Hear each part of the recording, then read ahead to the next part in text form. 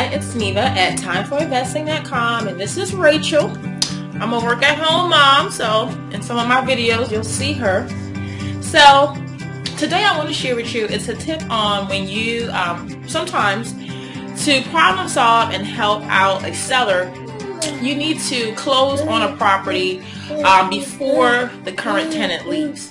If you're buying it for a rental, you want to keep the current tenant, you're okay with the current rent or something like that, then yes, you can close and move forward.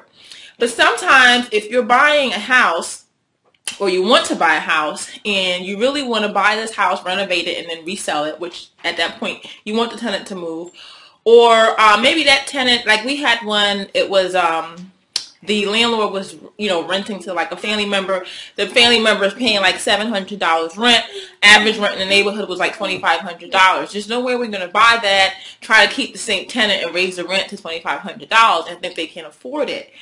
But we had one, like for instance, last December, we had one where the homeowner needed to sell before the end of the year, and it was December. But we needed to, the tenant was not going to be able to move before January 1st. So we needed to close with that tenant in there.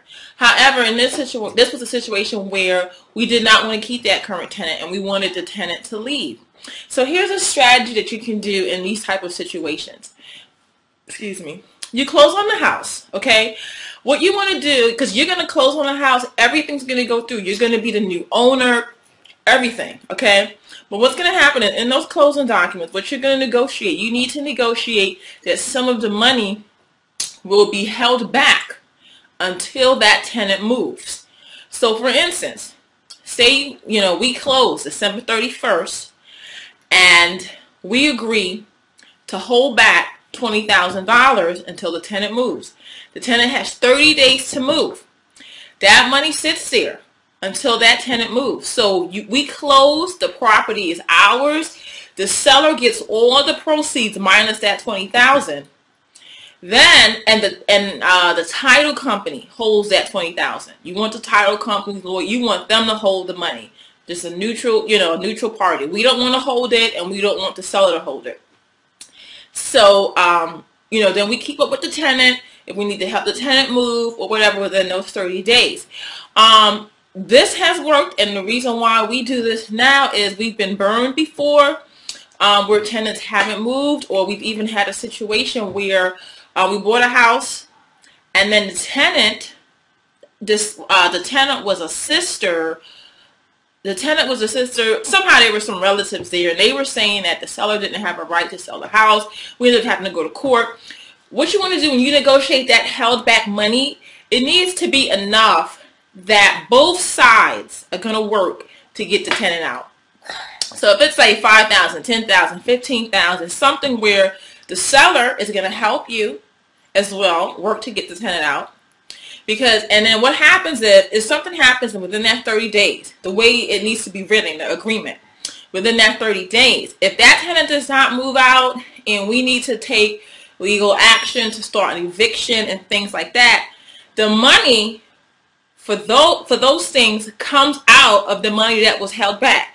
So that money is that instead of cutting into our profits and hiring a lawyer and going through the whole eviction proceedings, that money that's held back, that's what it's for.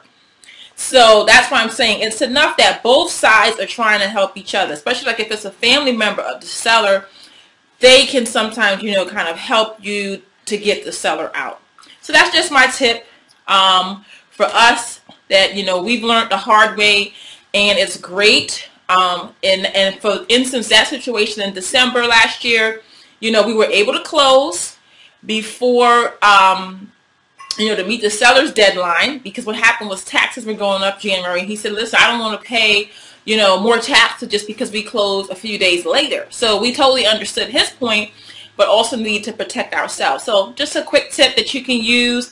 It's a great way to negotiate on our side as investors, because a lot of people are not going to buy a property with that tenant in there. They want the house empty and then they close. So if we can come in and offer to close with that tenant in there, it's a great strategy. So take care. Bye.